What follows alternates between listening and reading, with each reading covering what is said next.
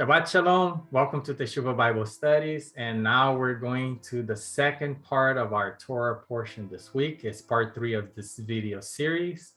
And we talked a little bit at the beginning in part 1 about general questions about what we believe here in this channel. In part 2, we talked about Elohim's perfect will versus his permissive will and how we could derive precious lessons from this portion.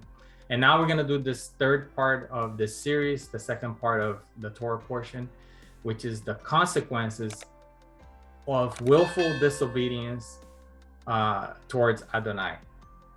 It's almost impossible to read this week's portion without talking about the elephant in the room, right? If you read, I hope you read the portion this week and you got to Numbers 15 towards the end, there's this section that talks about a man who broke Shabbat and was stoned to death. So it's impossible to read that without being a little bit shocked and trying to understand what happened exactly here. So that's this verse. Let's look at the verse and try to see it from Elohim's point of view and what we can glean from it, from this portion, right? So it's Numbers 15, verse 32 to 36 says the following. While the Israelites were in the wilderness, a man was found gathering wood on the Sabbath day, on Shabbat. Those who found him gathering wood brought him to Moses and Aaron and the whole assembly, and they kept him in custody because it was not clear what should be done to him. Then Adonai said to Moses, "That man must die. The whole assembly must stone him outside the camp." So the assembly took him outside the camp and stoned him to death. And as Adonai commanded Moses. So it's impossible to read this portion, and it's impossible to read this verse without having a little bit of a shock, right? It has that shock value, right? What's this all about? Why was Elohim's response so quick and harsh? Just for breaking Shabbat? Really? I mean, it seems like something that we do every day. If this type of response from Elohim was present today, I would think that 99, if not all mankind, 99% of humankind would be killed, would be dead, including myself. But why did Elohim do this on this particular occasion, and why was he so harsh and quick, right? For this one instruction that this man broke, this one law, right? And the truth is, the scripture says that the wages of sin is death, which means if we break any of Elohim's law, if we lie, if we steal, if we commit adultery, any of these things, the consequence should be death, and it should be immediate, right? But Elohim is gracious and patient, and he's teaching us. So his grace is what keeps us from experiencing the immediate consequence of sin, which is death. But in this particular case, he enacted that judgment immediately, and we're going to see why. The person was willfully disobedient to Adonai after knowing him intimately, right? Scriptures talk about knowing, right? Knowing intimately. It's actually the same Hebrew word that is used to describe sexual intercourse between a man and a woman, as it's used in Adam and Eve when it says that they knew each other, right? And they begot, Cain and Abel. So obviously, like when we use that word in plain English, if you know somebody, it doesn't bear children. The result of knowing somebody is not equal to children. But in that context, in that verse, it's talking about knowing each other intimately, which is implying sexual intercourse. And we can see that confirmed with the result, which was that they had children.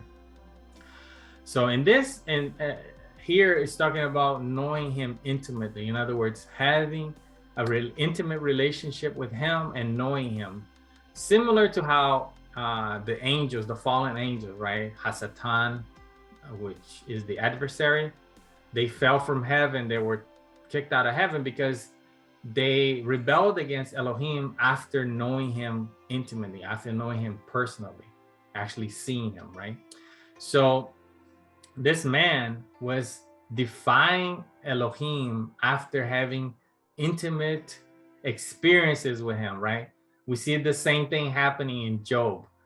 Job begins, the book of Job begins by saying, you know, that this Job was a righteous man. He walked in Elohim's way. He followed his instruction, his law. He had faith. But at the, you know, and then he went through all those experiences. And at the end, Job says, before I knew you from hearing about you, but now I know you intimately from experience, right? So it's the same thing, it's the same verse, the same Hebrew word here being used for this is the type of knowledge that I'm talking about. And this person had intimate knowledge of Elohim because he was there, again, going back to what we talked on the previous part, he was there when he was delivered from Egypt. He saw death pass over his house when he had the blood of the lamb. He saw hell fall with fire fall from heaven. He saw he saw the destruction of the Egyptians when they were crossing the Yam Suf or the Nile. So not the Nile, I'm sorry. I know the Red Sea, I'm sorry, the Red Sea, Yam Suf. I'm thinking of it in Hebrew now. So when he parted, the Red Sea and they crossed so he saw all these things. He had intimate knowledge. He had been following the cloud, the pillar of cloud by day and the fire by night. He had been receiving manna every day from Elohim. So he knew who Elohim was. He knew what Elohim could do. He knew him intimately, right? And yet he decided to defy one of his instructions. In other words, it was like in his face. He stood, he was like, you know what? I don't care about your rules. I'm going to do what I want. That's basically it in a nutshell, right? So this person was disobeying him and doing this in front of the entire congregation. He was testing Adonai, a lot like our children test us as parents, right? Sometimes we lay down the rule. We say, Isabella, if you do this is going to happen. And we lay down the law and we say, these are the consequences if you do this. And sometimes our children will actually do that on purpose to see if you're going to follow through, if you're really going to punish them or not. And if you don't, you lost the battle. That's it. You lost their respect. They're not going to trust you in what you say anymore. So once you lay down the law, you have to follow through. And that's what Adonai had to do here. Because not only he was defying Adonai and testing him after knowing him and knowing who he was and how he acted, but he was also doing this in front of the congregation, which means that if Adonai did not react, all the other people would start doubting him, right? All the people would start doubting. So if Adonai did not act quickly and harshly with this type of defiance, people will doubt his word, will doubt his character, and will doubt his instruction. So it wasn't something that simple. That's why he was harsh and quick to deal with it, right? And the fruit of this action was reverence and a reminder that Elohim enforces his word and will eventually bring judgment to the nations. So this is something that's actually missing in today's society a lot, because Elohim has been patient and gracious towards people for so long that now people are starting to doubt him and doubt his word and doubt that Yeshua is coming back and doubt that Elohim is going to judge the nations. But it's because of his long suffering, his good and his grace that this is happening, and because of what Yeshua did on the cross. He wants everyone to be saved. That's his desire. That's his love, right? So at the end of the chapter, right after this event happens, Elohim gives instructions for the people to do tzitzis, which are these tassels that the Jewish people to this day wear in their four corners of their clothes as a reminder to follow his word. So that's like a wedding ring, right? Why do we wear a wedding ring? A wedding ring has no power. It's not, if you put a wedding ring on, it's not going to keep you from cheating. It's not going to keep you from committing adultery. But the wedding ring is there as a reminder that you belong to someone else, that you have a covenant with someone else. So when you put that wedding ring on, it's to remind yourself of the covenant you made with your spouse, and also to show others around that you belong to someone else, that you are in a relationship, that you are in a commitment. So the same way this has no power, tzitzits are like a wedding ring of the covenant. It's a reminder for the people. It's not for Elohim, it's for the people themselves to not break his commands so that this won't happen. So this was actually done right after this event, to remind the people of the consequences of not following his law, not following his instructions.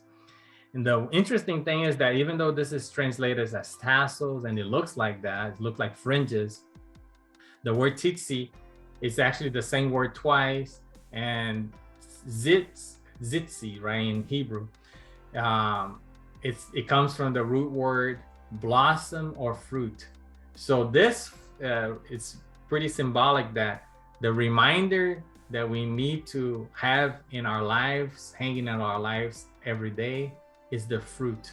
In other words, doing the right thing, following his instructions, and bearing fruit is actually the reminder. It's pretty interesting how it has like a double meaning when you look at the root word in Hebrew, right? So it's a reminder to fear Elohim and remember that he will eventually judge. So this is a reminder to fear Elohim. And we see that the result of what happened that day was reverence and fear, right? And we're going to talk about this word fear a little bit. So it had to be done. And the same thing happened at the early church, right? We were just talking about the church. After Messiah, Yeshua came, and we had the assembly of the called out believers, or what we call the church, ecclesia. Something similar happened there, that again, if that were to happen all the time, there would not be one single person alive on earth. But it's the story that most of us know, and it's a parallel to this, what happened in this part of this portion. And it's is in Acts. I believe it's Acts 15. I forgot to put the verse here, but it's the story about Ananias and Sapphira. And it says the following: Now a man named Ananias, together with his wife, also sold a piece of property. This is when all the people were selling all their possessions and bringing it to the disciples so that they could together live together and share everything, and so that no one was in need, right? But this was voluntary. This was a voluntary offering. With his wife's full knowledge, he kept part of the money for himself. So they planned this. This is something that they planned, and they both knew what they were doing. But brought the rest and put at the apostles' feet. Then Peter said, Ananias, how is it that Satan has so filled your heart that you have lied to the Holy Spirit and kept for yourself some of the money you received for the land? Didn't it belong to you before it was sold?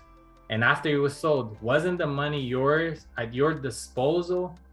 What made you think of doing such thing? You have not lied just to humans, but to Elohim. And when Ananias heard this, he fell down and died. And great fear seized all who heard what had happened. So the land was his. He could have sold the land and given whatever portion he wanted, or not given anything at all. But the sin was that he gave the part of the money, kept some for himself, and he lied and said that this was all the money that he got. So, and when he heard this, he fell down and died. So again, this was harsh and immediate, because this was the beginning of this group, right? The beginning of this new group, just like it was with the Israelites in the desert. And Elohim set an example there for them to fear the consequences of disobeying him willfully, right? Because he knew what he was doing. He willfully disobeyed. He willfully lied. In great fear seized all heard what happened. Then some young men came forward, wrapped up his body, and carried him out and buried him. About 3 hours later, his wife came in, not knowing what had happened. Peter asked her, "Tell me, is this the price you and Ananias got for the land?" "Yes," she said, "that is the price." Peter said to her, "How could you conspire to test the spirit of Elohim? Listen, the feet of the man who buried your husband are at the door, and they will carry you out also." At that moment, she fell down at his feet and died. The young man came in and, finding her dead, carried her out and buried her beside her husband. Great fear seized the whole church and all who heard about these events. So again, this is a parallel to what we just read. So a lot of people were like, "Oh, the God of the Old Testament was horrible. He was so harsh. He was vindictive." The God, the Elohim in the Old Testament is the same Elohim of the New Testament. Elohim does not change. He's the same yesterday, today, and forever. He's the same Elohim. So we see a parallel example here that happened in what we call the New Testament, right? But the fear in this context is good, because fear motivates us to do the right thing, and it also motivates us to guard our lives. What does that even mean? Because we are afraid to get burned, we're not going to run into a burning building. We value our lives. So in that context, fear is good, right? Because if you had no fear of dying and no fear of getting burned, you would do things that will put your life in jeopardy, right? Because we are afraid of heights, we don't jump off buildings. Because we are afraid of, wild animals, we don't go to the zoo and jump into the cage with the lion, right? So in this context, it's the same type of fear. Because we fear Elohim, we don't test Elohim, because the consequence of that is death, right? So in this context, is a good fear, and it's for preservation of life, right? I'm probably gonna give you a better example, right? People who smoke, they smoke because of the immediate pleasure it gives them, and they are not fearing that they're gonna get cancer and die. But if you go to the doctor and he says, "You know what, your lungs are deteriorating, and if you keep smoking, you're going to die. You're gonna get cancer, you're gonna die." At that point, if you fear death, most likely you're gonna quit smoking. But if you don't fear that, you're gonna keep smoking, you don't care if you live or die. So in that context, having fear is actually good for you, because if you don't have fear, you're gonna keep smoking and eventually you will die. But if you do fear death and you fear the consequences of the actions, then you're gonna do the right thing and quit smoking.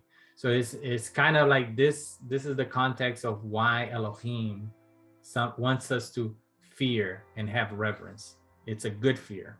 It's the fear of death. It's the fear of the consequences of sin. Okay. So let's end it on that note, right? I'm going to give you 2 Bible verses that kind of says what I just did, and it wraps up the context of this second portion, which is in Hebrews 10, verse 31, that says, "It is a fearful thing to fall into the hands of the living Elohim."